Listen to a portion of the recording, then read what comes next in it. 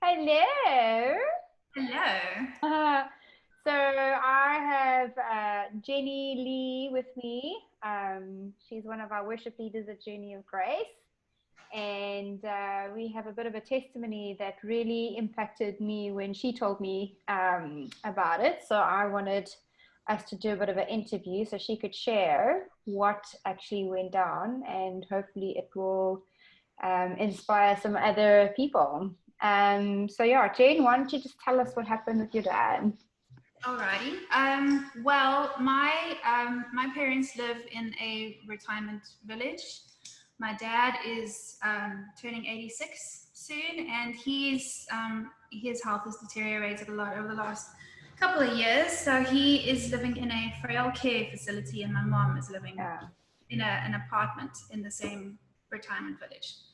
So obviously, with COVID-19, the complex went under a very strict lockdown before we even had ours, yeah, and I haven't been allowed to go in there and see them at all. And so they've put all the right protocols in place to keep the virus out as much as yeah, possible. Um, and then I think when we got to level 4, they allowed visitors to come in and visit patients through the window. So I got yeah, to go and see my dad through the window, which was very cute. But they were still keeping everybody out of the frail care building yeah. itself.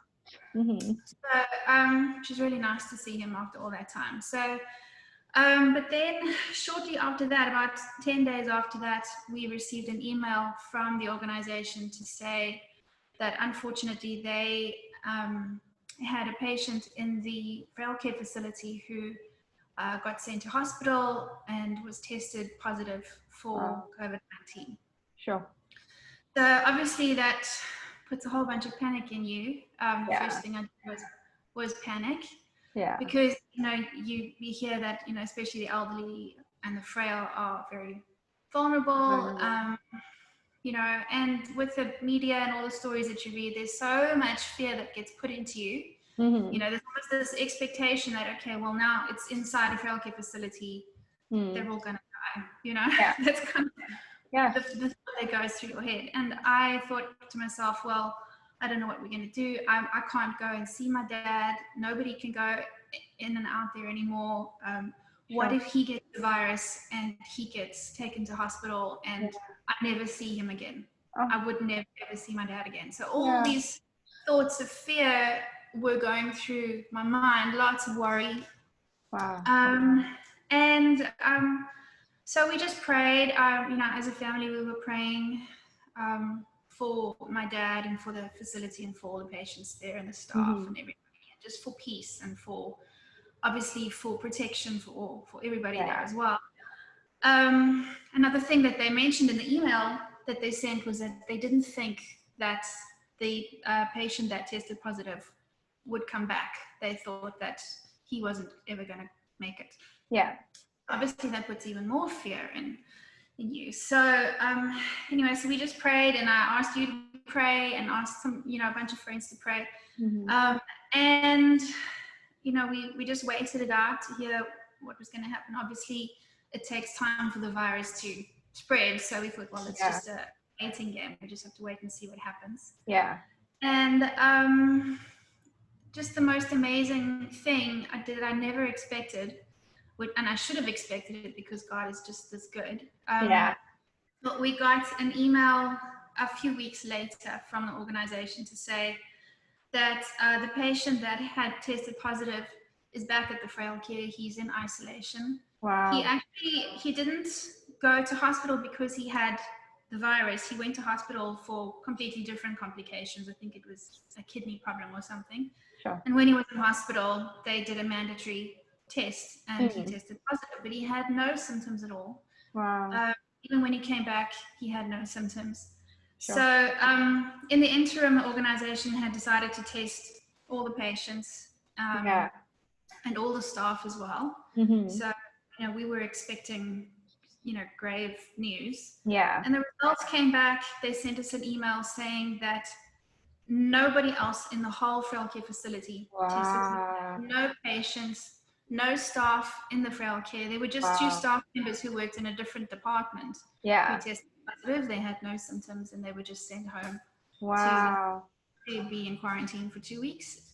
But absolutely nobody. I mean, if you think about a frail care facility where you Sure. have nurses who are going literally from one patient to the next, you Yeah, know, exactly. changing nappies and feeding and working with them all the time, Yeah. you're kind of expected, like, there's no way that Yes.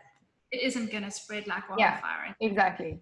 And it didn't at all. And it's just been like, God is just so good, you know. Yeah.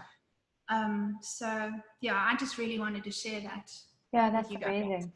And I think it's because, there is so much out there with regards to, the virus and, spreading fear essentially, because if you get it, or if somebody, like you said, in frail care, who's essentially, if they get it, is likely to pass away, it does breed that sense of anxiety. And so do you feel like, through this experience that, God healed you from fear, that fear has been taken away essentially?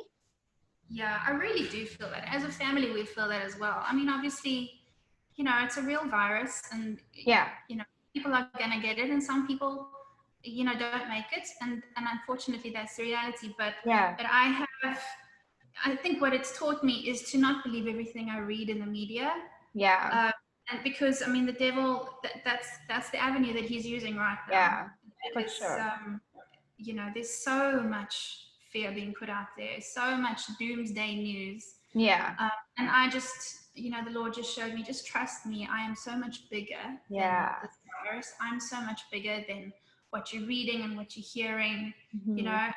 and I realized, what I need to do is actually not stop listening to the news, but just take everything with a pinch of salt and Correct. focus on good news. He Yeah. said, spend time in the Word, Yeah. because my promises are there, my promises are true, Yeah. and that you can depend on. Oh, that is amazing.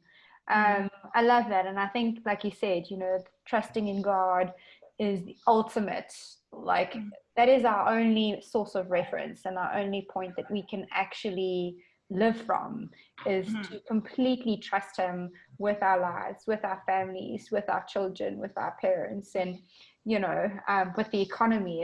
It's actually fully trusting in a great, big, good God, essentially. Yeah. Yeah. Oh, that's amazing. Thank you for joining us. And yeah, hopefully this is an encouragement to everybody. It's such a pleasure. Thank you for letting me share. Okay. Love ya.